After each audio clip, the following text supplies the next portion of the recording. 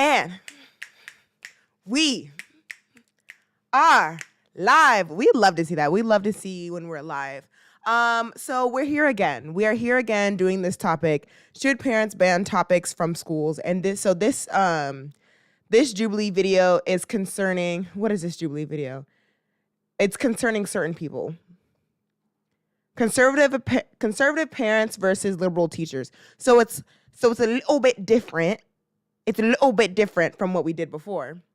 Because the last one was millennials. I mean, not millennials, Gen Zers. And that was actually a really great conversation, which brought out some people in the comments.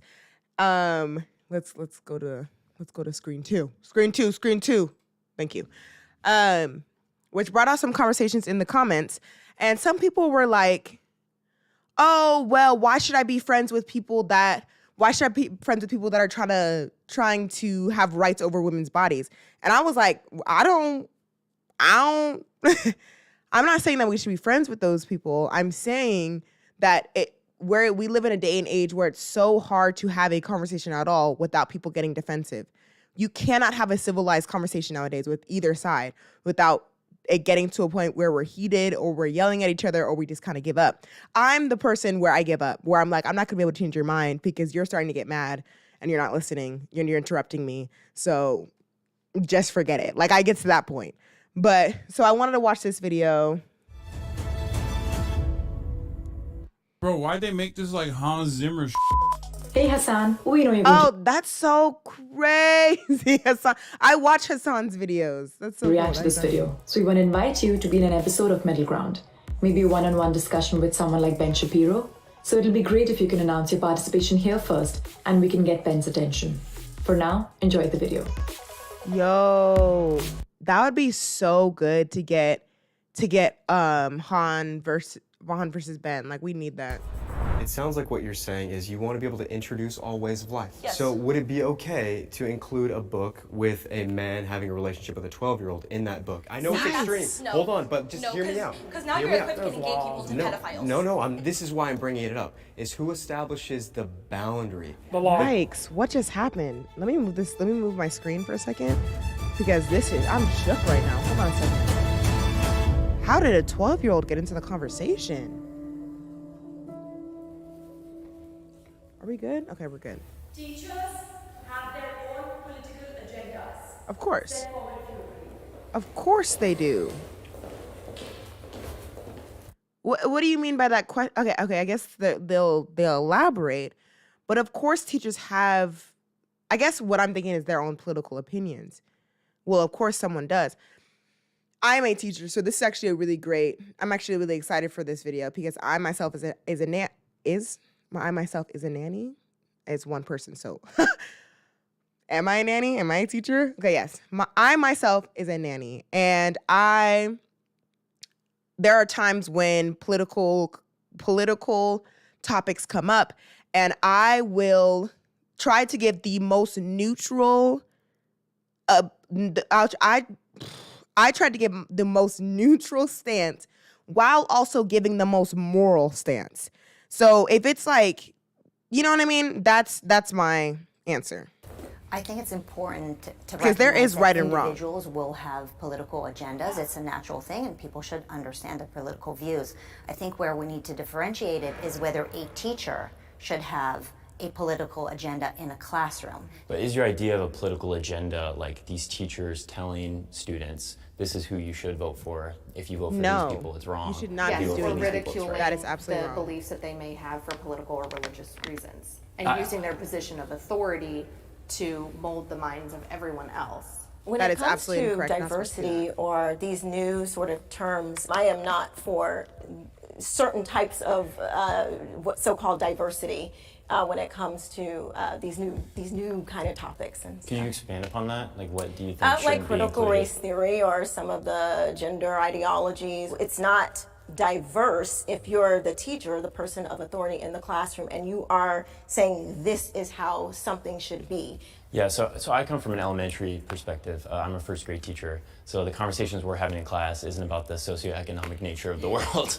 But, we do talk about just what it looks like for different people in different communities. So when I talk about a political agenda, The agenda that I have in the classroom is to create an environment where folks are able to, better understand from wherever someone's Everyone's coming coming from. The problem with that, and I understand the sentiment as a teacher, if a child is sitting there and they happen to be black and you're saying, well, black people such and such and such. I mean, you're really, that's not okay. I do have to stop you there because that's not really said. It's not said black people do this. Well, it's not said it's just an Mexicans do example. this. Again, it's trying to understand from multiple perspectives. That's not saying that every group aligns on the same thought. That's not saying every group is a monolith. What it's saying is, even if you disagree with somebody or you come from a different tradition or a different cultural background, those people's opinions can still be valid. Still be valid, of course. I don't know how to put it into words because I know I'll be exactly honest, what he's as a- trying to say, because there are times when a child would bring up other races and I'd be like, absolutely not. That is absolutely not okay. I can give an example. There was a child that was like, oh, I would hire a Mexican because they're great build. In my story, I would have it be a Mexican because I know Mexicans are great builders. And it's like, yo, just because you've seen 1 or 2, 3 Mexican people build something doesn't mean that is their identity. So I had to be like, that is not what you say. That is stereotyping, and that is not okay, because if you were to say that about other races, no. So I have to step in and let them know right from wrong. I can't just be like, oh, well, that's their opinion, and I can't step in and let them know because that's putting in my political beliefs. It's like, no, that's literally telling them right from wrong. That's not even like conservative or liberal. It's literally stopping them from doing the thing that we've been doing for just way too long with stereotypes. Because if you don't teach them from young, they'll take that, they'll run with it. Ooh, let me sit down. Oh, sorry. The teacher, especially after COVID and all of that, I don't have time for a political agenda. I'm here trying to catch up with curriculum, pick up my readers that are, 2, 3 grade levels behind. I do not have time for that. I teach social emotional skills and all of that, but I'm not here to kind of, you need to believe this, and that. No. If you're a good person, we're good. We're gravy. All good. You know what I mean? But your definition, and sometimes this can happen and it becomes political, is what is your definition of a good person? Would you think that I'm a good person because I'm raising my kids to be with Judeo-Christian values and they live in a heteronormative home where we talk about how divorce is wrong, cheating is wrong. We have friends of the LGBT community, but we teach our children that from a biblical perspective, that's not okay. Your definition of whether or not they are good could be very different than my definition of whether or not they are good. To kind of clarify, in my classroom, if they're kind and they're not bashing anybody, judging anybody, kind of throwing out names, anything like that, they're good. I'm gonna put a pin on that point for a moment.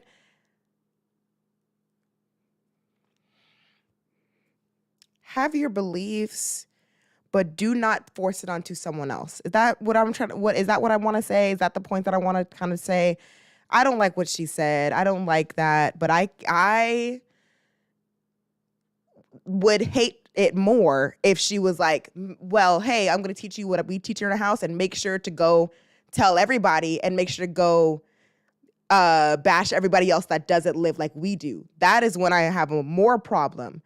But okay, To say that topics like that don't come up in class. And I do open it up to discussion. I just keep it clear that this is a safe space. We don't judge each other. We're not going to bash each other. Understand you have your own experiences. But we're not going to come in with an agenda, you can say. And I feel like this idea of parents and their teachers of their political biases and all of this is just all of this fear that is clouding their judgment, Except we have numerous, not just... We have experiences. Yeah, my own child, first week of school, what pronouns she wanted to go by. I mean, not what's your favorite subject, how can I help you succeed? We're gonna pause on this. Academic. Do child not have pronoun? Do child not have pronoun? Do we just call child by name? Do we call child by child name? Do we just say, hi, my name's, not my. Hi, Alea. No, is my a pronoun? I don't even know. Hi, my name, Alea. Alea likes to go here. Not she or I or we or he or she or hey or they. Just be like it's she, her, move on. It's always something. It always got to be something. Just say she, her, and move on, as if you're not in school and you literally learn about pronouns, adverbs, adjectives, nouns. Actually, learning about pronouns made me a better teacher because we're doing this assignment and they're like, which one's a pronoun? I'm like, oh, it's he, because I know, because we always talk about it nowadays. That one's the pronoun. He, she, her, they, we. You know, I makes me a better teacher. To say that wasn't a or part nanny. of the questions too, you know? And I understand that question could stand out. So maybe you don't understand that you're teaching politics. But that's not politics. That's just like basic respect. Basic respect. I think that's beautiful. But it's not true. That's beautiful. Not to me. So I think you need your idea that's basic respect. What is the framework of that? Because I think that many teachers are going through these trainings, and the trainings are saying this is the framework of how we operate in the classroom. But where did that idea come from? Because it's based off. It's called think. I'm pausing again. It's basic respect. I grew up with a name that is not traditional, that not everyone knows, like a Sarah kind of name. My name's Alea. Every single teacher, there would be maybe one or two teachers that would get it right on the first time. Every single teacher would be like Aliyah, Aaliyah. It's usually between those two, Aliyah or Aaliyah. And imagine if, basic respect, I was just like, oh, whatever. Okay, just call me Aliyah. They don't know how to say my name right. No, I'd be like, it's Alea. It is Alea. This is how you say it. It's basic respect. That is my name. My name's Alea. Do not call me he. I am a she. Do not call me his. I am a her. Like, call me Alea, spelled A-A-L-A-Y-H. I would make sure everybody knew how to say my name. It's the same thing. It's called a thing called data. Did you do that? I hated that as a kid. A lot of schools have research and development. And so the state also does. So in the state of California, we do research. So at the end of the day, my job is not just to make your kid to feel comfortable. I got 55 students. I got to make 55 students feel comfortable. And so when your kid comes home and tells you, well, Mom, the teacher said, what's my pronouns? Yeah, I did say, what's your pronoun? I also said, what's your favorite TV show? What's your favorite food? I am a college professor now. I was previously a 3rd, 4th grade teacher. Teaching 3rd and 4th grade was horrible. Dealing with parents who thought their child was special and should be treated a certain way.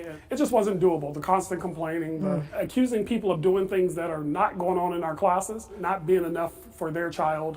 It was just too much. When parents don't have the knowledge of what goes on inside of a school, I think it's important for those parents to go to the school. And we as educators like our parents to be involved. You know, again, I have too many students to push an agenda. I do my job, what they pay me to do. I gotta pause it. During COVID, I was a daycare teacher. So now I'm a nanny, and it's a lot better because I only work for like 2 kids at a time, something like that, right? But at the time, as a daycare teacher, I worked for 20 kids in a classroom, 23-year-olds. And before COVID, right, I would be like, your child is acting up, and they are disrupting the class to the point where we can't get anything done. That doesn't make any sense. No, my kid is perfect. No. We would have teacher-parent conferences. We would be like, I put him on the red list, blah, blah, blah, blah, blah. Like, I would be like, your kid is acting up, and I would give them the guidelines. Hey, this is what we're doing in school. Can you do the same things with him when you go home so that it's consistent and so he can learn how to listen? COVID happens. Kids are getting pulled. Kids are getting pulled out of school, blah, blah, blah, because COVID, right?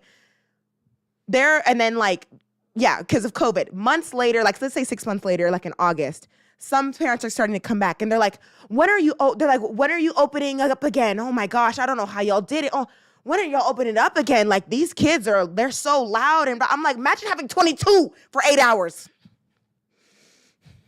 Imagine having 22. So now you believe us when we're saying your kid is loud and don't listen. Now you want to believe us because you're with your kid. Wow. Daycare did something to me. Hold on, guys. Let me rant. You drop your kid off at 6 a.m. You don't pick them up until 5. Your kid goes to bed at 8 o'clock. So you're with them for 3 hours. We're with them for 8 with 20 other kids. And you don't believe us when we're saying like, hey, get them in line. Please. We need the help. And you don't believe us. But now you do. You're not in the classroom. Okay. Let's continue this. Ooh, I do my job, what they pay me to do.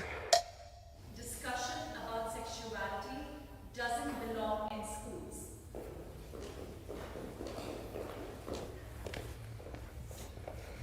I had a sex ed class when I was in 3rd grade, and it was quite simple. Boys go in this room, girls go in this room, they play a little video on a black and white TV. You know, you see the genitalia, and you're like, oh God, I got one of those, cool, now we're figuring out what I am.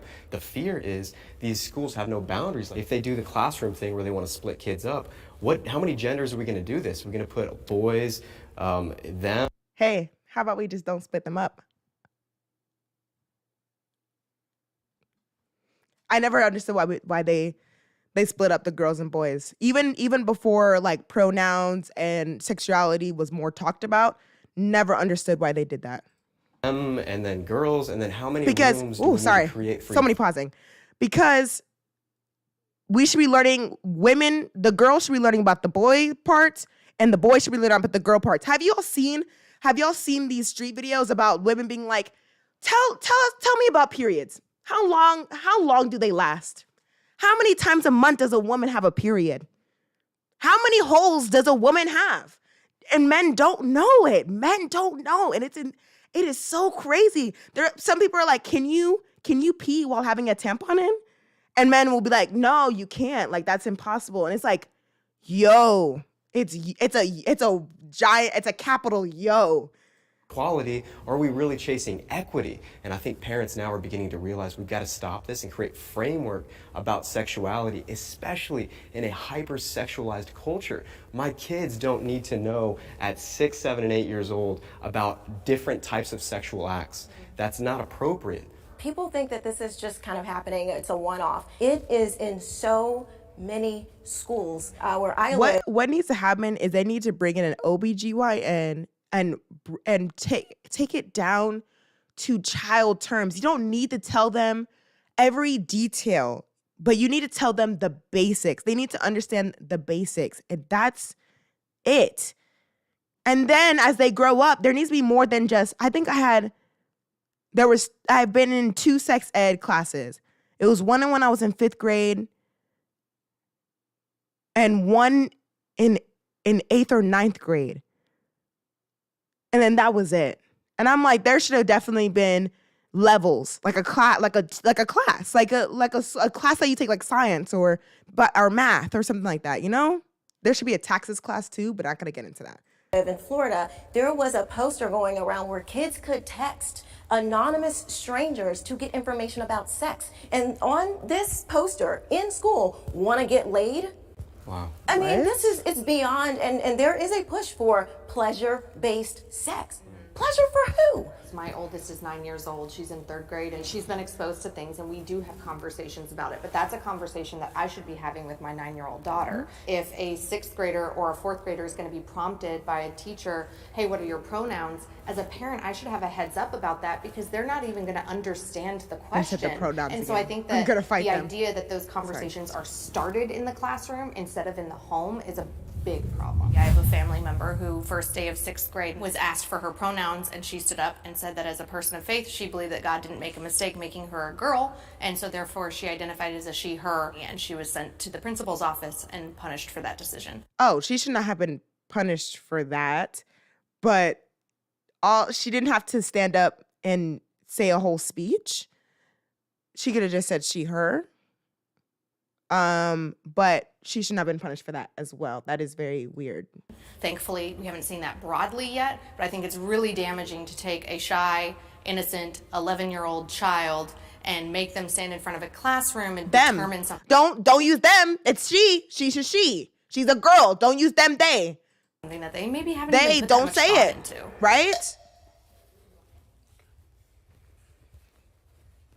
Sorry. I like what you said, Sean, about how you were emphasizing, how a lot of parents today felt a goodness of the way that sexual education was conducted in the past.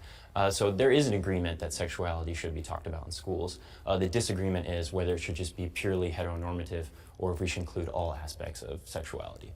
I don't think that we're doing demonstrations to encourage children how to have sex, but this is something that we are trying to, again, educate and make them aware that this kind of things happen. And while you grow up, you're going to have to experience somebody who's of this orientation. Kids are naturally curious, and I think that what I'm hearing from you is I understand where you're maybe potentially coming from, but then where's the line between that sex education and introducing them to porn? Because porn can be educational. I was a virgin when I got married, and for years I was made fun of and heard, well, how are you going to know if you don't try it? We hear that a lot too. If you haven't tried to kiss a girl to see if you like it or not, then how do you really know that you're not a lesbian? How do you really know that you're not gay if you've never slept with a guy? How do you really know that you want to be in a monogamous relationship if you don't sleep around? And when you start to introduce those questions to children, specifically prepubescent ones, they're going to naturally be curious, and their emotional and hormonal maturity is not there to be making those types of decisions that have lifelong impact. But Well, I you're think right, you're and a just lot of them going, are I learning think at she's home. just going way left. Like, you're going extreme. We're just talking about they should know the anatomy, right? And that there's different sexualities other than straight. Because if they don't learn it from a trusted adult, they're going to learn it from somewhere else. That is a natural human instinct. Home, because just like you guys are saying, they come home to tell you things. Well, guess what? Those same kids come to school and talk about what you're telling them at home. You'll be surprised what I hear from students when I do a "What do you think?" Well, let me tell you what my mama and daddy did. And look, I don't have time. Your kid is not that important to me. Not to be rude, I got like 300 students. Your kid is no more important than the other 299. So I don't have time to sit up here and let me get you to think like me. I can't get my own 23-year-old to think like me. At the end of the day, what needs to happen, and this is just my own personal take, parents need to start being parents, because a lot of times the teachers are the parents. They're parenting your kids because absentee parenting. I think that this conversation is really interesting, and I think we need to step back and look at why we automatically assume that if we're telling our children about lesbians, gay people, queer people, why do we immediately equivocate that to telling them about what sex is? Like, that can just be something. I don't know why we are putting those two together like that. I don't get that. I really don't. A person with two dads, and then we're talking about the two dads having sex. Why are we talking about that? When we talk about queer people, we do not need to associate it with sex. I will never understand that. Here is a book. In this book, there are two dads. Done. This book character has two dads. Done. And kids, they can be inquisitive, and that's good, right? But also, like, they're gonna be like, cool, there's two dads. All these kids know that there's a dad and a dad and a mom and a mom, and the culture is teaching all of that.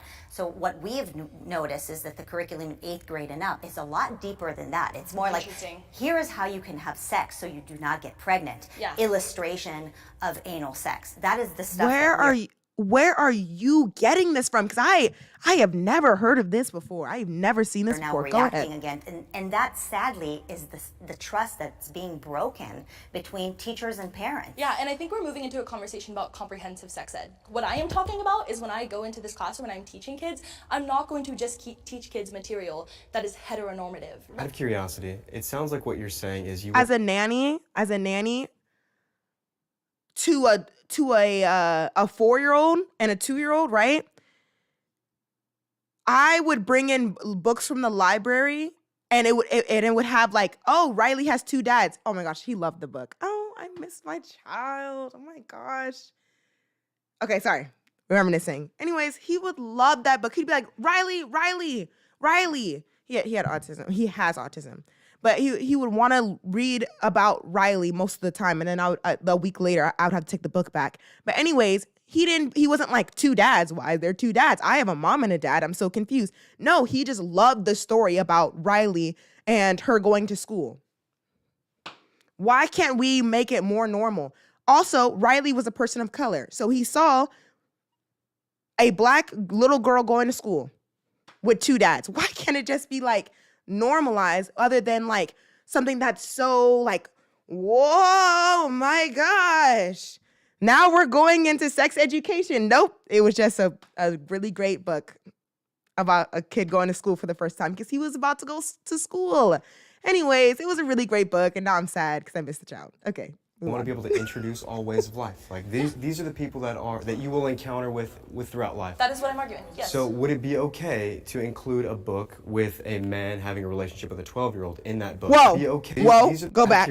Teaching kids, I'm not going to just teach kids material that is heteronormative. Out of curiosity, it sounds like what you're saying is you want to be able to introduce all ways of life. Like these are the people that you will encounter with throughout life. That is what I'm arguing. Yes. So would it be okay to include a book with a man having a relationship with a 12-year-old in that? I'm not even gonna let you finish. Is that legal, sir? I wish I could talk to him right now. Is that legal? No? So why would I teach that to a child? Would I teach a child about murder? Would I teach that and normalize that? Okay, let him finish. That book. I know See, it's extreme. no. Hold on, but just hear me out. Because now Hear you're me out. equipping people to pedophiles. No, I'm Yeah, not. that part. That's not That is not. No. You're drawing a line that I'm not drawing. And And Okay, you're go definitely ahead. crossing the line. You're crossing the line. I agree. And Let him this finish, is why though. I'm bringing it up. Is who establishes the boundary? The law. The law. But- Thank you. The law. Because I don't think that's legal.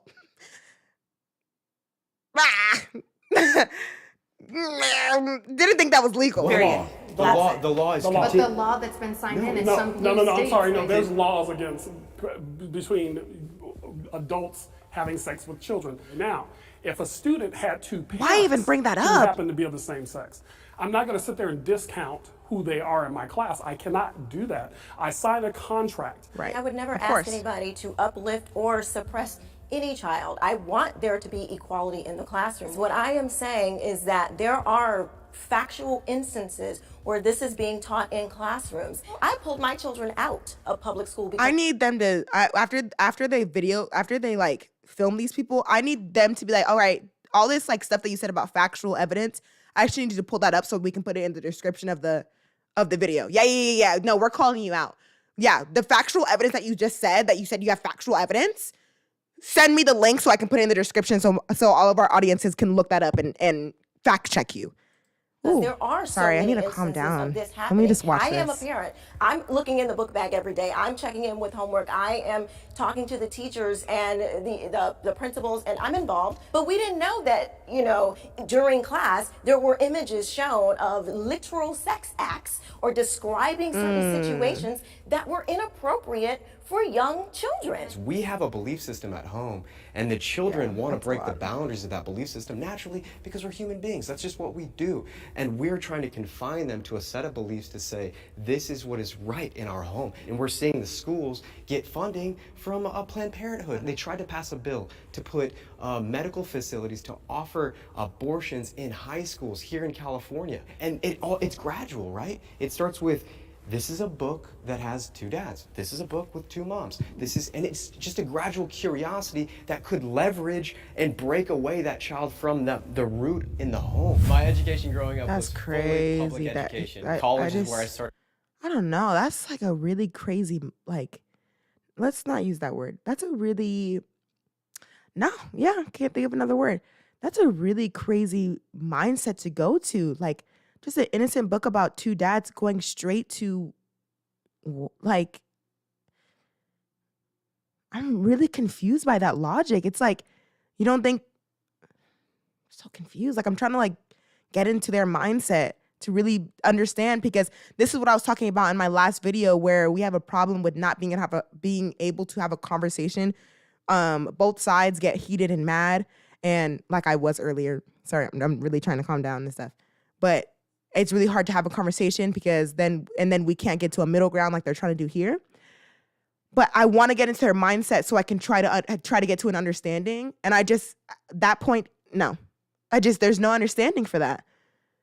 You went left. Started getting a curiosity for truth and education, and I think I'm so passionate about the education system today because it is obviously broken, but how do we fix it? Many of these progressive ideas in fixing it is just more empathy, sympathy, safety. Yeah, yep. But in reality, I see the public school system isn't actually accomplishing the goal of what education is, which is teaching critical thinking, how to We should do that understand, as how well. to ask good questions, Yep. and then comprehend how to problem solve. But if we can't teach empathy and especially within boys, and that men should be hugging each other and sitting down with each other and having actual emotional conversations with each other, that's how we get to anger in men. Mostly men. It happens to women too, of course. Affirmative action is racial discrimination. Forgot what Oh, look, thank you for putting the definition. Affirmative action is a practice or policy of favoring individuals belonging to groups known to have been discriminated against previously.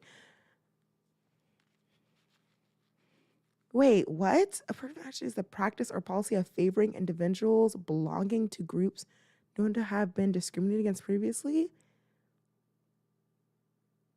Wait, okay, let me let this video play. There was a high school down the street from where I live in Los Angeles that encouraged all the kids of color to apply for their school play. And only once all the kids of color received whatever positions they wanted, then the white kids could apply. That, in my opinion, is an example of discrimination. The fact that we now have Harvard has black-only kids' dorms, that to me is segregation. With affirmative action, we've seen with Harvard lawsuits and other things how it's backfiring. There's a lot of words I can say about that, of but which okay. minorities can and cannot have success. It was done to try to. I gotta pause this because I'm reading right now. Also known as discrimination, positive discrimination involves set of policies and practices within a government or organization seeking to include particular groups based on all these things in areas such as which groups are, I can't read, but okay, yeah, underrepresented. Okay, cool. Okay. To create what does this say? Make up for the wrongs of our Affirmative past. action is racial discrimination. No, it's not. Okay, let me give me a moment. Like, let me do my research. Please do not. I feel like you're judging me right now, and I just want to do my research before I can give my answer. But I think it's really backfired. Yeah, it's really, excluding those excelling students in other races to fix the problems of the past, like you said. But I think the past, there were a lot of minorities that were excelling and doing really well. Despite the foot of the Exactly. government. And like, Yes. kudos to them. Yes. Incredible, strong human beings. And we shouldn't have that discrimination in any way anymore. But unfortunately, it has become a discrimination against other groups. Yeah, it's racism. It is racism. If you are taking a group of people and judging them on their race and setting them aside, giving them a special treatment, if you are uplifting a person or you are trying to suppress a person because of their race, that is racism. So we're supposed to believe that someone like Barack Obama's children are like struggling because they're black? Like, that's ridiculous. So I pulled my oldest daughter out a public school in Florida. We were having debates about pulling down statues and changing names, and some of the school board members and some of the activist groups were saying that black children could not learn because of names on buildings, and that is completely asinine to me. Basically. Okay, I waited long enough. I tried to calm down long enough. They always go extreme. How did Barack get into the conversation? They always go to extreme. Liberals go in extreme as well. But so far in this conversation, they have. You can't suppress white people. They win every single time. It doesn't matter how much education I will get. If there is a white woman going against me, she has won. She has won.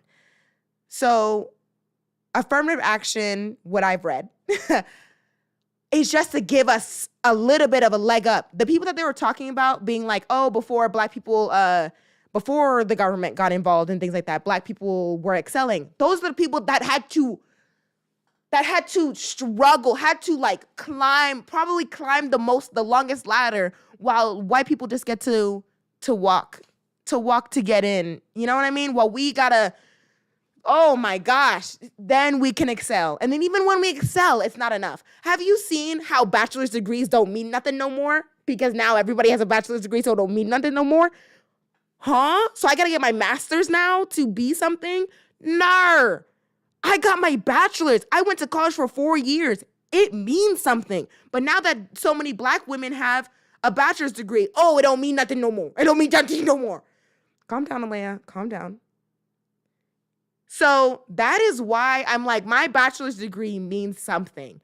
Okay? I don't even know. I kind of went left a little bit. What I'm trying to get back to the point is that we just need a little bit of help because we didn't have the privilege of already having the help there. Okay? We are 400 years behind. We will always be 400 years behind.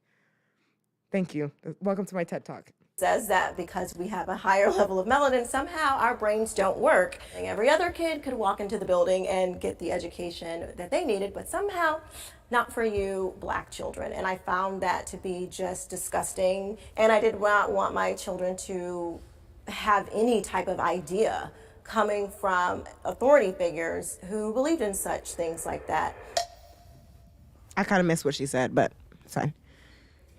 First of all, I would like to say that affirmative action programs, the biggest beneficiary according to the data, and this has been government data, has been white women first and foremost. Second of all, I would never use Barack Obama's kids as a barometer for anything. Because they do have privilege as well as Will Smith kids.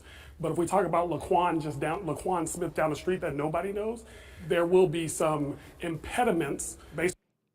This is my guy. On his race, yeah. Why? How do you know that? Because people do tend to look and see race. What you were talking about is just racism, but when it's institutional and structural, it does something totally different. And when there has been many times where I'm gonna actually use the examples of mixed race people, so they're Black and white, and there have been times where they'll put on their job application Black, and they will not get callbacks. Blah blah blah. Same application, they'll put in white, callback, come in for an interview. Yep, your resume is amazing. Oh my God. They'll use either they'll use a white name or they'll change their race to white. And that's the only thing they changed. And they'll get a callback. And it's like, so, oh, but nobody's discriminating, right? Yeah. When the Black wealth gap is 100 years behind the white wealth gap in America, it'll take 100 years to catch up. Why do you think that's because of racism, though? You take one thing and say that is the cause for every person of color. The data. What data? What data is saying that Black people are behind? Because there are many Black people that aren't behind, that are doing. Whoa! Wow. I want to let her finish. Actually, much better than other people. No, you're absolutely right. Okay, yeah. So that was the end of her point. Whoa, she really thinks Black people aren't behind? Is that like a real thing that she doesn't? Wow, like if you just do it by percentage, right? We take up 13% of the United States, but we're like I don't know all the like the numbers and things like that. I'm not as smart as like other people when it comes to political things. But like we take up 13%, but don't we take up like 50% of like prison systems and that's all like from slavery? I'm gonna stop talking here at this point because I don't know all the words, but I know that we take up we get like 75 cents to the dollar, and then it gets even worse when you get to like Hispanic people. They get like 65 cents to the dollar. Outliers in every single community. There are very strong, members. But of course, there's outliers. That are very affluent. There are also a majority that live in poverty. And if we see a bunch of cities that are majority person of color, and we're trying to recognize why have these places stayed at a very stable poverty line. But there are systemic reasons to why these communities are like that. How would you say that? I would say probably because of policies that are in those cities. Racist policies. Right. Hold on, we gotta define terms. When would you say that Watson Compton became the way that it is? Was it like that in the 40s and 50s? No, it's a growth. No, I'm asking you. From redlining policies that were enabled. In California? Yeah, absolutely. California put in racist policies. I would never deny that. All of these supposed solutions are actually hurting. Wouldn't a better solution be to teach our kids that we're all born in the image of God? We should all treat one another equally. And if you're if you don't believe in God, then we're all equal, right? If you come from a poor neighborhood, whether you're Black or Hispanic or an immigrant from anywhere, obviously you don't have. I love how you immediately associated poor neighborhoods with minorities. Did you see how you did that though? You didn't even try to put white people in there. That's what I'm saying. It's already a mindset for everyone. But that has nothing to do with your color. I don't think that if you're an impoverished Black kid or you're an impoverished white kid, one should receive a resource and the other shouldn't. Would you say that it's because when they look at you, the white kid has won. Yes, the impoverished white kid comes into an interview and an impoverished Black kid comes to the interview. The white kid will win 10 times over versus the Black kid. So they have to have, oh man, I forgot what it was called. forgot what it's called, but they had to have certain policies in like jobs where you had to have a certain number of minorities, because like you have to have a certain amount of minorities in the job. There's literally a policy for that, but I forgot what it was called. You know what I mean? Okay. Economic then is the reason that causes these disparities? Economic, but I don't think it's related to color. But would you say if there's a majority of a particular group that lies underneath the poverty line in economic, that race has anything to do with that? It is what could. you're saying? You don't think race has to do with anything? But it's just not blanket. You don't know. And why don't we look at the families, the black families, who have done those amazing things in this country, Outliers, and study what they did to succeed, instead of just focusing on, working very people hard are behind and we don't even know what to do. Well, why don't we just go and look? How about Since we you help? are a professor. We need wouldn't help. that be, you go and look at what has worked. Well, I would never just go to you and just look at you. And I'm sorry, it's just the reality of the data. And so what I share... Data can be broken up in... It's so hard. It's so hard to get it. You know what? I'm not even going to try to like lie or anything like that. I wouldn't know. I'm very privileged. I am very privileged to be where I'm at right now.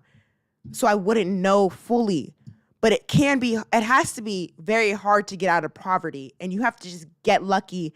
And also, not get lucky, but it's like, you can't just do it on your own. There's so much yet where you have to be like, please, I just need help. If I just had $500, maybe I could do something with that. But if nobody's there to help you with that money, or just be like, can you just please, if I just had a home for my kids, then I would be able to save up money so that we can have a better life. But the fact that I'm using all of my money to go into rent, I can't even do anything. You know what I mean? Like, it's sometimes where it's just like, I need that just extra, like, please, I just need that extra leg up so I can actually like go further. But I'm stuck here because of where I was born. You can't pick where you're born. And like, just where you are, you know what I mean? Like, in like sometimes, no, it's not a mindset. Because it's really where you are. And it's like the chips you've been given, right? And some people have been given more chips than others. It is hard. Like, it just makes me really sad to hear stuff like this, because why is it like so bad to ask for help or to get help? Not even more help than others. It's just like the same help. You know what I mean? Yeah, it's different ways. Yes, it can. You're a professor, and you're saying that data cannot be manipulated. This is why my kids do not go to public school anymore. And I'm glad they don't. I just think it's interesting. I'm thinking of like an anecdotal story I have. Last year, the school that I taught at, Deep East Oakland, I served majority black and brown students.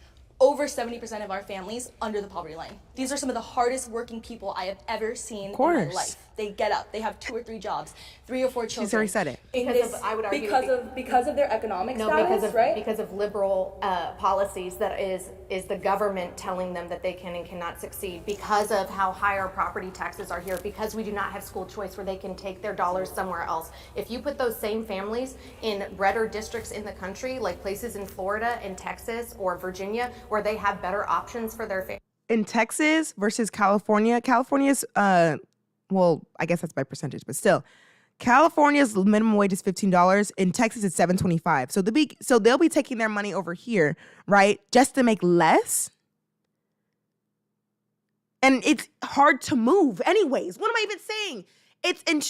It's expensive to move, anyways, and it's just there's so many things, there's so many problems where it starts not even at the family level, it starts at the government level, where it's like the minimum wage is so low that it's like, what am I supposed to do?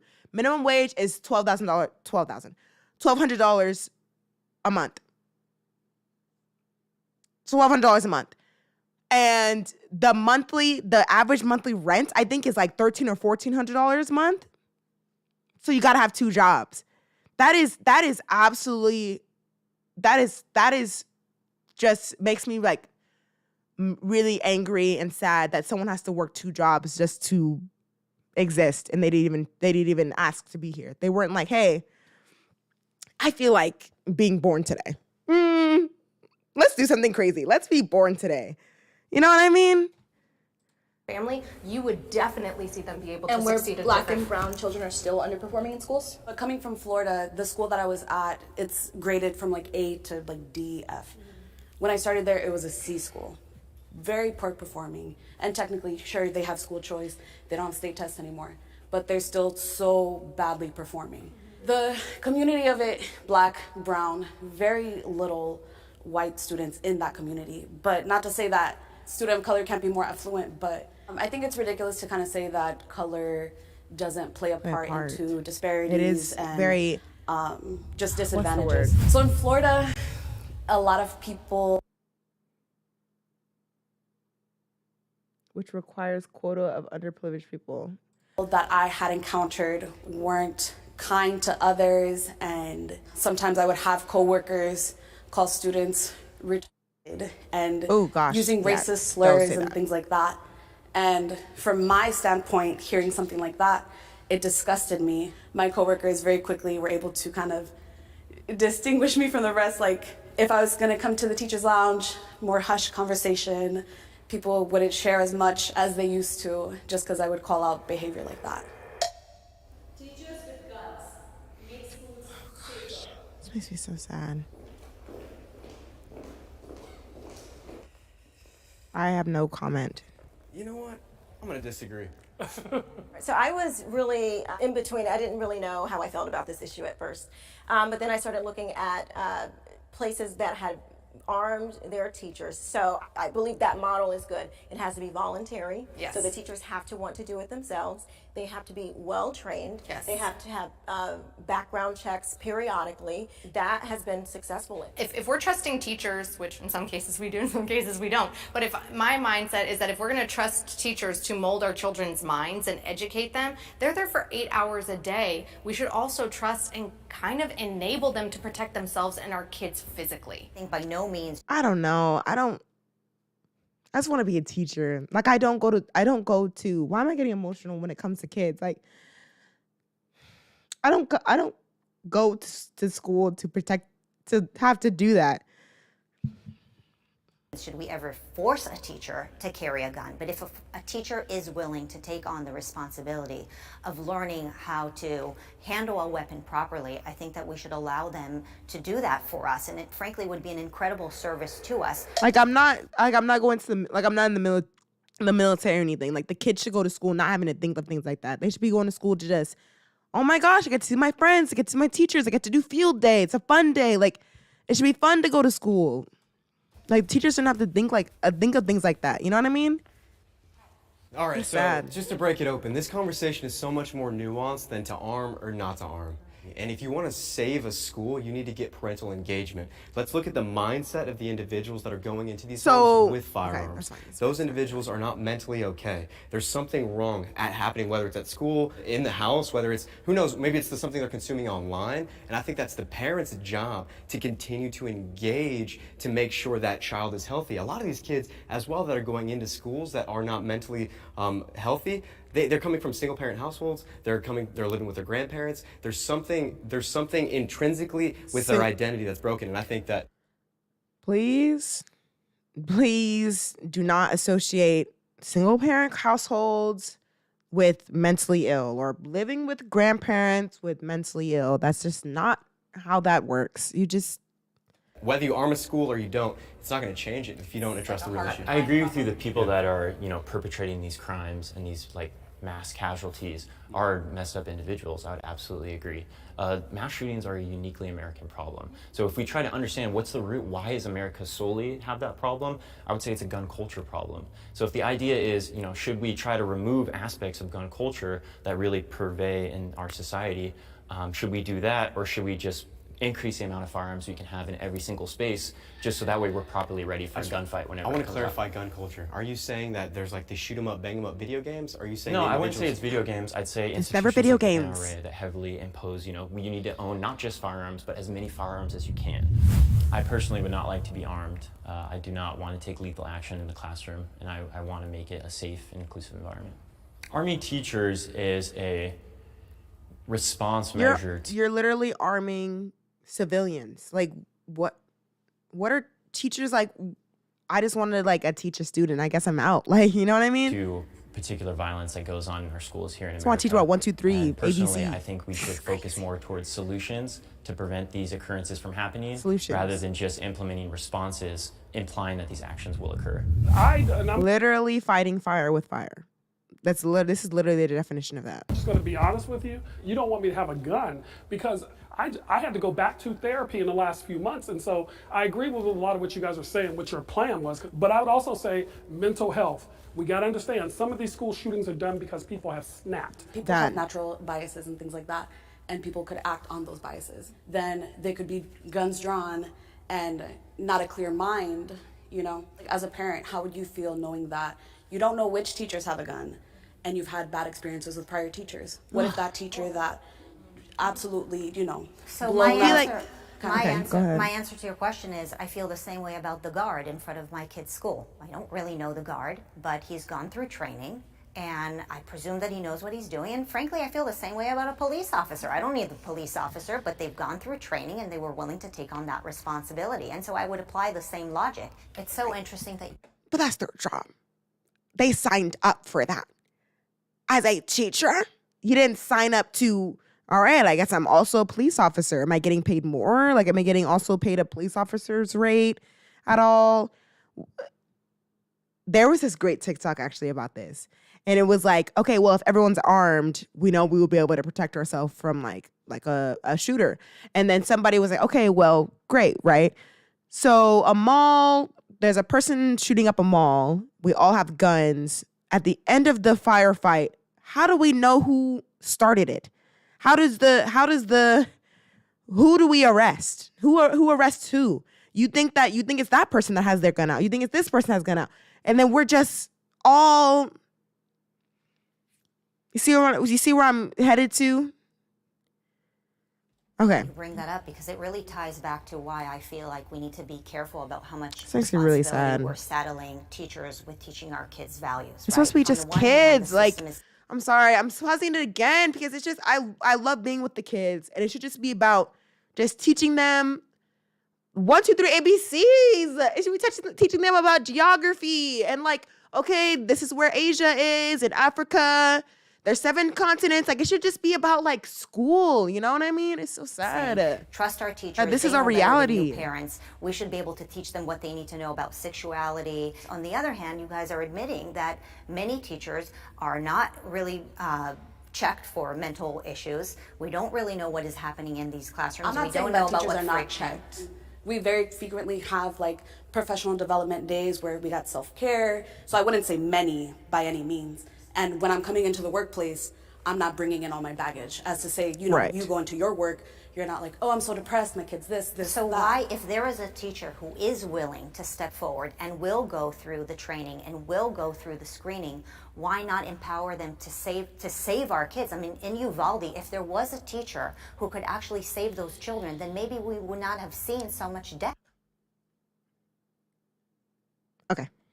When we place teachers with a firearm in the classroom, it takes the instance of a violent occurrence from a possibility in the minds of these children to an inevitability. But in the minds of children these don't children. know. It is a concealed and carry weapon that has gone through the process of the local sheriff's department, background check, training, Yeah, checkups, no one knows everything. what the I don't even know how to comment on that because now I'm just thinking about the students, and if you after like you find out that your teacher has a gun, that's terrifying for me. If I was a student, I'd be like, "Mom, get me out of this classroom."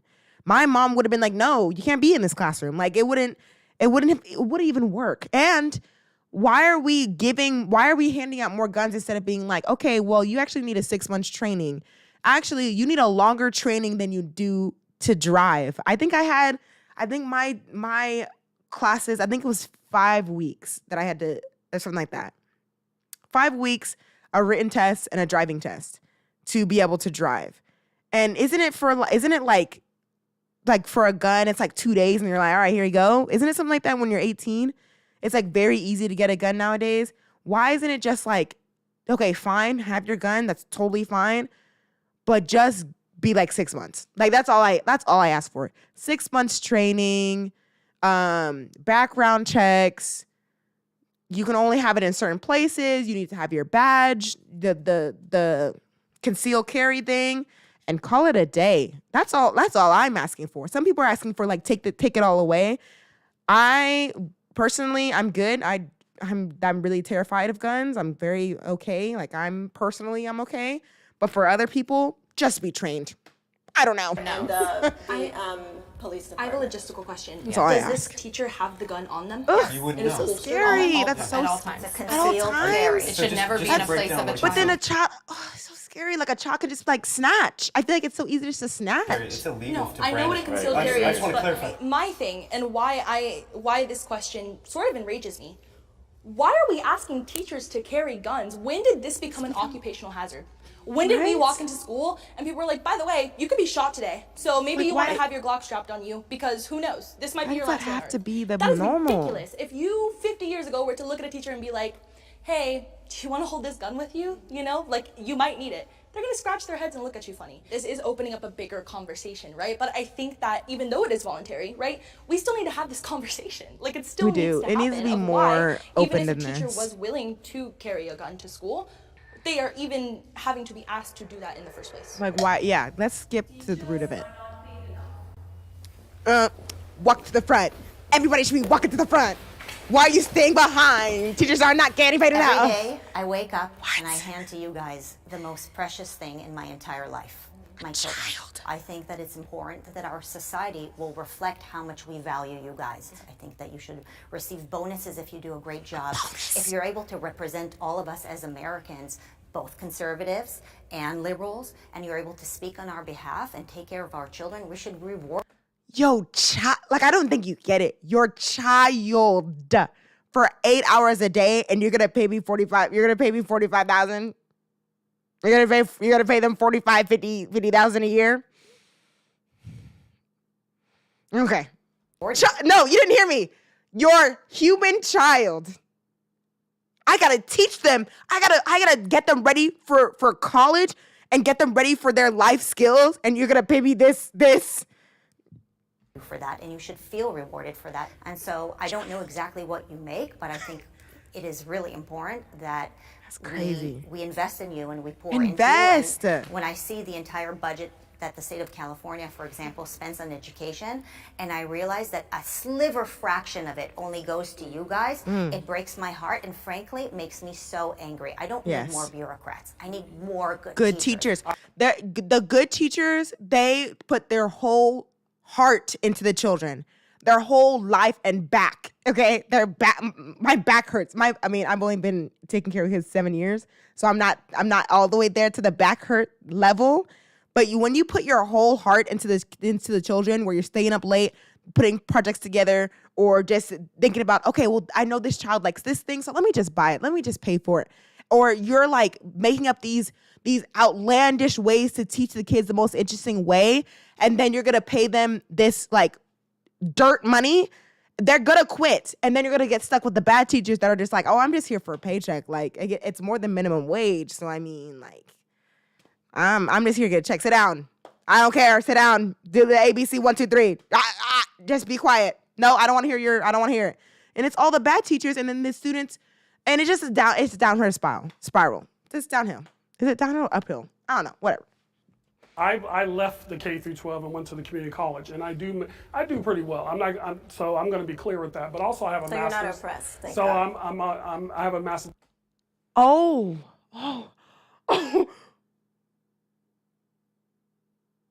Oh my God, I almost punched through the screen. Whoa, that's so crazy. I was really, really close to like figuring out a way. But I had to work really hard to get where I'm at. But I'm also in a doctoral program, and you're right, I'm paying out of pocket too. Again, I had a student the other day saying, I can't pay my electric bill. How much is your electric bill? I'll pay your electric bill. And so I put up students in hotels because they have nowhere to live. I have a student who doesn't have a family. He told me the other day, I need a dad. I said, I'll be your father, because it just broke my heart that a 19-year-old is in this world alone, doesn't have family. Yeah, I would be scared to calculate how That's much what I I'm spent saying. for Like my you have to classroom, do right? so all much. The materials, all the things that I'm purchasing, all the things that I'm. The 45,000. I don't even know what it's like. I'm a nanny, so it's I think it's like 45 to 50,000, right? And so that rate right there is for me to come in at 7. I think, teachers come in at like 7 to 3. clocking at 7. I mean, I'm walking in the classroom with the kids. As the kids are walking in, I'm walking in. And as the kids are walking out, I'm walking out. Okay? I get so mad because teachers work like 10 hours a day, okay? I'm walking out with the kids. And all I'm doing, I don't want to hear about your life story. Do not talk to me. I'm not your counselor either. I'm not your mom. I'm not your dad. You're here to look at the paper, do your assignment, look at the board, go home. I'm not your friend. I'm not talking to you other than math, whatever the teacher I am. If you want to pay them dirt, that's what you're going to get, dirt, okay? Because teachers come in at like 6 to get the classroom prepped, and then they stay after because the kids are talking to them because you want to build a relationship with the kids. Oh, I need extra tutoring. Okay, for sure. Yeah, let me stay until 8 so I can help you, because I was that student. I was that student that needed tutoring, and so the teacher would stay behind, and I still remember the exact teachers that were nice to me and helped me pass so I can get to college. All right. Please. And it's just interesting to think that we are always told, like, teachers are heroes. They're teaching the youth pay of us hero America. prices. But also, we're not going to give you enough money to survive comfortably. Like, you're going to struggle every day. There have been days when I go to work and I'm like, am I going to have money to put gas in my car? I guess we're going to find out, right? And I know so many other teachers who are struggling to keep afloat. I can't even imagine I can't even think about having a family as a teacher. And then people want to be like, oh, well, you get 3 months off. No, they do not. There's still these teacher conferences thingamabobbers. They still don't even get paid enough. If you actually paid the teachers the overtime that they do while they're in their 9 months of school, then they would be getting paid enough for that summertime where they have no job right now. You know what I mean? But the thing is, like, school ends in May, June or whatever. They have to go to these like teacher conferences or whatever in the summer months. And then by July, because school starts in August, by July, the principals or the student, the people above them want to tell them last minute, oh, hey, by the way, we're actually changing your classroom. We're actually changing classrooms. So I actually need you to go to your classroom right now, take down everything that you did, all that stuff, and actually move that to a new classroom. So you're actually going to be teaching 4th grade this year and not 3rd grade. And it's like, why did you tell me this like 3 weeks before school starting? So now you have to take down the whole thing, set up a whole new thing for the students, and make sure it's very like childlike and interesting and pretty for the kids. And now I'm having to teach 4th grade. What are you talking about? Please do not talk to me about 3 months off. I don't want to hear it. I think that growing up, I was not the strongest student. I didn't necessarily see the point in what we were doing. And I think that ultimately that felt like it was because education was something that I had to get through, not necessarily something that I was obtaining. But I think what really pushed me to go into teaching was wanting to give kids a space where they didn't feel the way I feel growing up. Exactly. That's exactly why I became a nanny instead of going for teaching, because you're very restricted. You're very restricted as a teacher. You have to go through this lesson plan, and there's certain things that you can't say and can't do. And there's a lot of things that I would like to do for children to make school more fun. And there's times where I go overtime. I go over I make my own schedule. So there's times where I go over the schedule or under the schedule or whatever, just depending on how the kids are feeling. Sometimes they're like, I just need a break. And I'm like, all right, let's take a break. But I want to make school more interesting than the school system. So I just didn't go into teaching. Where they felt like they had power to make choice in their education. Exactly. Choice in their education that part. Could be powerful and that part. To do what they wanted to do. I want to see what you got to say. So I'm not a teacher. I don't know how much you guys make. And I'm not going to use you as the example. I'm going to use a friend of mine. She's been at a school for a number of years. I want to say it's 6, 7, 8 years, and she's become tenured. And through her tenureship, she's accumulated so much wealth. I'm appalled at how much she's making because she teaches Spanish to 6th graders, and she's making over $150,000 a year. That's exactly how That's exactly how much she should be making. And she speaks Spanish, so that means she's speaking 2 languages. That's exactly how much. Oh my gosh, I wish teachers got paid that much. I wish it was $100K to $150. That is exactly how much teachers should be getting paid, because we are taking care of the next generation. Oh my gosh, that's insane. that she's getting 150. She's about to ask what school she goes to. Does she work at? Public school? Interesting. Yeah. And so I mean, how much experience goes on with that? And then to get to that point, she had to do 8 years, and she had to do 8 years, get tenure. And you're talking about an outlier that also speaks another language. Like, it must. I'm assuming because you've invested I wish I into spoke your career, which I Spanish. think everybody should. But for me, I look at it as you're making $150,000 in 9 months. The prompt very clearly was, "Are teachers paid enough?" Yes. And I mean, I told you not to say the 9 months. I told you not to say it. I'm not. I've had to work second jobs doing DoorDash just because I wasn't making enough. And if you look at these shoes, they are ripped, they are broken from a teacher wish list. I could not even buy these shoes myself. You know what I'm saying?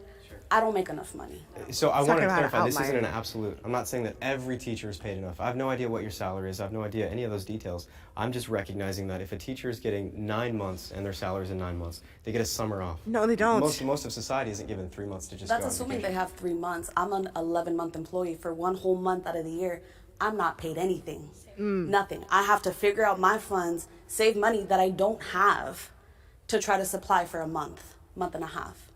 I don't get supplementary income. And it's still not enough anyways. Even if you were getting $45,000 in 9 months, like, it's still not enough anyways to live off of. Because again, rent is like an average of $1,400. That's like what? What's 14 times 12? You know, it's an amount and it's a lot. Okay, it's like, I don't know, it's a lot of money. Okay. Race theory is anti-American. Sorry, what did they say? Race theory is anti-American. Well, I'll go first. My daughter, same teacher actually, who was asking about her pronouns, she said that she was going to be introducing some race-themed books. My daughter recorded this conversation in class. So what proceeded to happen is she started to talk to the children in their, I guess, identity groups. Oh, as an African-American child, how are you discriminated against? As an Asian child, she went through all of, except white people. It became total chaos in the classroom. There was no education going on here. They were just literally going at each other, talking about who was more oppressed. It's not a matter of if something was racist, it's a matter of when something was racist or how the racist thing happened. So they automatically assume, critical race theorists, that racism is embedded into every single thing. How do you look a child, specifically a black child, in the eye and tell them, I'm sorry for you because of your skin color? There's no hope for you in the greatest country, literally for them, because black Americans are the most successful black people in the Sorry? Literally for them, because black Americans are the most successful black people in the entire world, and then turn around and look at a white child and say, sorry, you're responsible for the atrocities of 200 years. Whoa. I think this is just a result of privilege. And this is something that you have to learn out of and kind of expand your knowledge on, and just having more people of color friends, having more friends that are not white, and you start to have more empathy for people that are just people of minorities. And I think that she just grew up probably, I don't want to assume because I don't know her background. But I'm just going to say that she grew up in a more privileged area. Where she didn't have to think of these things. I don't even know, because I grew up in a privileged area and I had to think about, I am definitely getting discriminated against every day. I'm in school and people are like, ooh, you're black. I'm like, yeah, I am black. That's so cool, right? No, they didn't say that. It wasn't that like obvious, of course.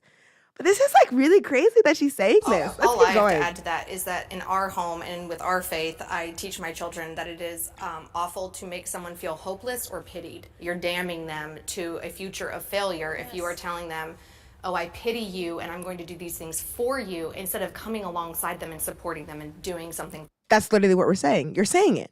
Yeah, no, go back. You're saying it. And I'm going to do these things for you instead of coming alongside them and supporting them.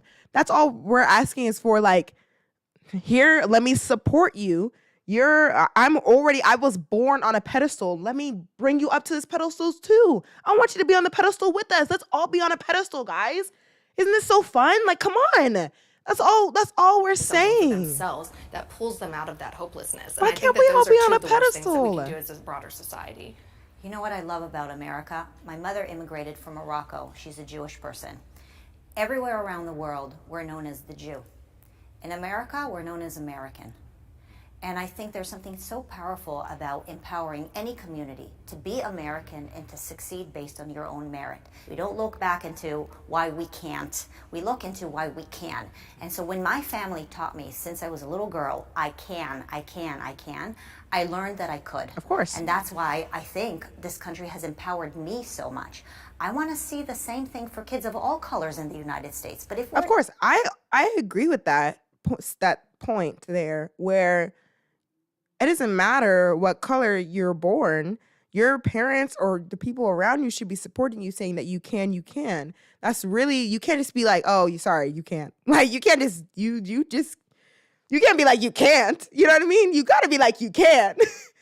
That's definitely a thing. But also, as the adult to the child, the adult needs to understand that they're going to struggle more than other people as a minority. But you can. Just let's get a little bit of help. You can, though. If we're teaching them that there is no hope for them and that people will always nobody's look at them in a teaching different that. way, then how are they going to hear the message of I can? My question for liberal teachers is, do they think that it's the right place for them to impose liberal ideas in classrooms, knowing that they have many students who come from conservative families? And I find that many of the schools have become... same way. There's separation of church and state, first of all. And same with conservative families. They should not be imposing that. So if a child is talking to another child and being like, oh, hey, Timmy, blah, blah, blah. Oh, by the way, what's your pronoun?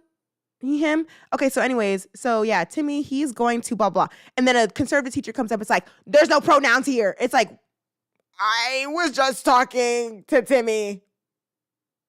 I was just talking to him. I mean, Timmy. So it's the same thing. Can we just all chill? Battlegrounds for those kinds of ideas. And when teachers are bringing those issues to the classrooms, it's forcing families and conservative kids to have to address these issues. Yeah. And we believe that they're simply too young to deal with those kinds of complex So I would love, okay, continue. Matters at that age. Okay, so she doesn't continue. I would love her to give me an age when we start to talk about the world. Like other things that happen outside of your bubble. When do we start, like, what is the appropriate age to start talking about things that happen outside of your home? Like, I would love to know. Okay, so first of all, I think we need to define what critical race theory is. Critical race theory is a theory that Derek Bell and Kimberly Crenshaw and a bunch of former Harvard law students came up with, where they theorize that within certain American laws, racism is just embedded. And so I'm sorry for your experience, because you shouldn't have to go through that. Nobody should have to go through that. Mm-hmm. I don't tell my son you can't do anything. I have told my son you have to work twice as hard. I have to tell my son, you're a black man in America. there's certain things you need to do to survive. I mean, first, I think the idea that we are teaching children critical race theory in schools is ridiculous. As he pointed out, this is a high level, like university level framework. You are not going to walk into like Isabel's elementary school 5th grade classroom and see Isabel telling these people about the legal structures. In my opinion, how I define myself as an American, right? I define myself as someone who is proud of my country, someone who can look at the mistakes that my country has made in the past and the things that are keeping other people oppressed and recognize that these are still existing and that we need to work towards changing that. So I don't see how critical race theory could be anti-American, because that's how I define American. And I think it's very nuanced because people define American in many different ways, I actually don't completely disagree with your definition of it. I think that maybe you think it's systemic and I think it's the individual. But I think that so even crazy. in I need to find a different word other than crazy, but that's so crazy to like really think that it's just individual. Like people, I feel like she's like no, I don't want to assume, but I'm like, does she think that people are born racist? Is that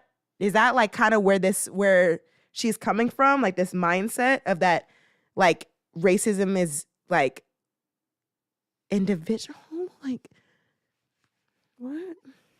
Nuanced ways, like the example that she gave, I've heard examples where my nieces have been segregated in the classroom at 4th and 5th grade, and like, well, did this happen to you? Do you have a 2-parent home? Are your grandparents raising you? And like, there's this line of victimhood, and as a woman that has dealt with sexism, I do definitely teach my daughter. Okay, but that's systemic, so that doesn't exist though, right? Like that, right? Is that what you're trying? You can't pick and choose your oppressions. Nope. Can't pick and choose. No, there's no sexism, no racism. If there's no racism, there's no sexism. Can't choose. Sorry. Daughters, like as a girl in this country, it is going to be a different experience than your father had. But I don't think it's beneficial at all to kind of institute that victimhood in their long-term mentality, because then you actually start to see kids that are like, oh, well, they're different than me, so therefore their life could be better or worse than mine. Okay, and so she doesn't see color. engaging with those people, they step away. I don't believe that there's a victimhood to it. I think it's just kind of amplifying that, hey, this is the truth, this is what happens, and let's move forward with that. It's to understand empathy. There was a child that was like, why do I need to learn about all these other religions if I'm Christian? And it's like, I literally had to tell him, it's so that you can have empathy for when this person comes up, if a person comes up to you saying, oh, I'm XYZ religion, so that you can have empathy and be like, oh, I actually understand that. I myself I'm not XYZ, but that's really interesting because I already know about it and I understand. I I have some type of understanding of that religion that you partake in. It's just to have an understanding and give it some normalcy to that. You know what I mean? That is why I'm always like, I always try to push books that have people that are different from what they see every single day, so that they could be like, oh, that person, I'm not going to be afraid of that person when I see them. I'm just gonna be like, oh, this is the person. These are the people from the books I read. These are, oh, that looks like the woman I saw in that book. This looks like the man I saw in the book. You know what I mean? Not mean. Having that knowledge to be able to kind of navigate through life is better than just, oh, well, I assume I'm the same as, my white counterpart. Oh, why is she able to do this? Why does she have this opportunity that I don't have? But they are the same. But she has that opportunity. They are the same, is what we're saying. I think what the difference is, we're stating normative statements, and you guys are claiming that we're presenting prescriptive claims. So the normative statement that we're presenting is, these events happen in American history. These are the outcomes that have led from those events. What you guys are saying is, we're then adding prescriptive statements, which is, that's why you should never really try, because you'll never make it in this country. That's not what I'm saying. What I am saying is that what you said. If you negatively press this guy is very articulate and knows a lot of words, unlike me, as you've seen throughout this. How long have we been doing this? Almost an hour and 20 minutes. He's a teacher. Me? Child with these thoughts, that will be the outcome, because that's how human beings work. This is a psychological fact. The quality of education is the government's job.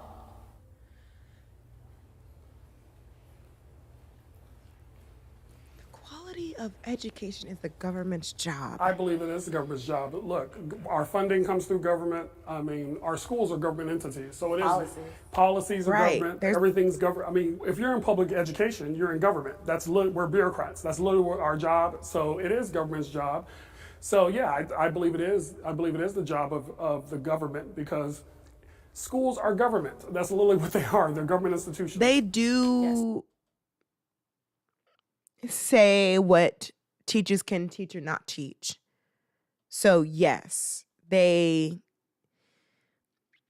really hard to say. And like the pay is really bad too. So that could really mess with the quality of education. I completely agree. Government provides a certain quality to education. Obviously, they haven't provided those funds. They haven't provided those policies that are pro-teacher or anything like that. So it really shows in our education, in kids, and all around. We're just not at the quality that other countries are at. Right.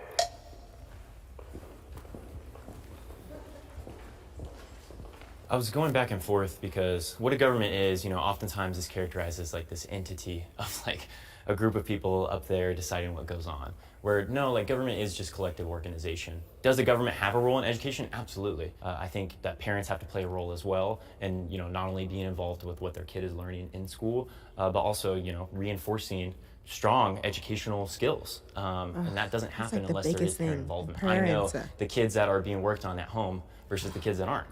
And it plays out in test scores, it plays out in their engagement in class, and it plays out in their behavior. You have to remember that we're a representative government, that it's based on the people, right? And so these public school systems are waiting for the parents to come in and say, this curriculum is not what I want to teach my kids. We, the taxpayers, control the curriculum, but the problem is we haven't been engaging in that system because we've been so distracted and pulled away from the education from our kids. No, I would agree. The communities need to absolutely be more involved in their school boards and what's going on in education. And unfortunately, we don't have that. And oftentimes, a lot of politicians, albeit Republicans that are trying to cut a lot of social programs and a lot of social investment, as well as corporate Democrats who want to cut a lot of social investment, both of those, we see areas of corruption within our education system. Well, and let's be clear on what we're talking about government is. So when we talk about on a local level, it is government. That's literally what government is. When your kid goes into the school, they're going into a government institution. So I think when we're talking, we're not talking about parents not being involved. I want you involved. Heck, please be involved. Please. So I think our issue, when we were talking about government, we weren't talking about excluding parents. We were talking about it is government's job to make this entity, which is public education, function. It has to. If government's not involved, you have no money. So you guys teach in government schools, public schools. Essentially, you're teaching a diverse student body. You have conservatives, you have liberals. How can you better represent us, half of this country? It's sadly causing us to lose faith in you guys. We want to support you guys. We want to send our kids to your schools and your classrooms. And I think that when we talk about all these differences, how do we sort of represent both of these sides, right? How do we bring these people together? I think it's also really important to remember that historically this curriculum is one-sided in favor of conservative views, in favor of supporting There's white so many students, things that I had to students of color, unlearn, bro. right? And so I think that we really, as a country, need to take a look at our education system. I think we can all agree that there needs to be a lot of change in the system, right? Yeah. And look at how we can build a system that represents, reflects, validates the experiences and identities of everybody. Beautiful. That was good, girl. This was a really great conversation. This is why I like middle ground, because it's rare that you're able to see liberals and conservatives come together and find a middle ground, pun intended. Let me look at the comments. I'd like to see conservative teachers versus liberal parents episode. Petitions for teens to be included in the discussions as they speak honestly about how politics have affected them. They had the episode already. Assuming parents are going to teach children about sex, pregnancy, and birth control is a bold assumption. People are so concerned about talking about sexuality, but not worried that schools don't teach consent. As someone who works with these parents, need to realize their students are already exposed to these topics from other students and social media. If you're gonna let your child have a cellular device, they're done. That's funny. Let's see. It's kind of funny that the parents blame the teachers for talking about gender identities, but all the same time feeding your children with so much information about said gender identities that they jump up and go on a rant about them when a teacher asks for pronouns at school. Interesting. Who indoctrinated who here? It's really funny too, because I remember when like pronouns things started to be a thing. It was like my freshman year of college when people started asking that. And no lie, when they were like, on the paper write your name, your pronouns, and like your grade. And I was like, right. Right. So I put my name and then I was like, pronouns. I was like, what do you mean by pronouns? And yeah, so that also tells you a little bit about our school education. Last time I learned about phonics was like in elementary school, okay? Please, I feel like you're judging me. Just let me talk, okay? And so I look it up and then I put she, her. And I put, what's it called? Freshman. Send. Okay? So that just tells, so what I'm trying to say is that my parents weren't like, oh, it's bad when somebody asks you for your pronouns. Make sure to not tell them. It was just like, just give them the pronouns and walk, bro. Just be like, it's she, her, done. Because there are some people that are they, them, and people assume a different gender. Just go. And if you don't like they, them, what you can do is this. Hi, what's your name? Oh, it's Alex? Cool. And Alex is talking now. Oh, hey, my name's Alex. Yeah, my pronouns are they, them. All right, Alex, that's really cool. Walk away. Did you see how I walked away? Did you see that? Did you see that motion? Instead of being like, what do you mean? But I don't get it. No, what are your real pronouns? See how I didn't continue to interrogate them. I just didn't associate myself with those people, right? That is what you can do if you don't like people that use they, them pronouns. Just walk away. Don't bother them further. Don't interrogate them. Don't bash them. Just move on. That's like the biggest problem that I have is that there's that conservatives. Oh, wow, Mike. Conservatives can be very like just try to change their ways. We're not going to try to change your ways because I'm tired. I'm not going to change your ways. You're set in your ways. Cool, whatever. Like, I'm just not going to associate myself with y'all, with people that have certain ideals, like certain ideas. You know what I mean? So just walk away. Okay, yeah. Sorry. I'm okay. That's the end of my rant. Walking away is the motto for this channel. Anyways, make sure to like and subscribe. I'm about to post a video about our Black Panther review. I'm not wearing my Black Panther pendant, but I am wearing my Infinity Gauntlet. Can you see it a little bit? Little Easter egg.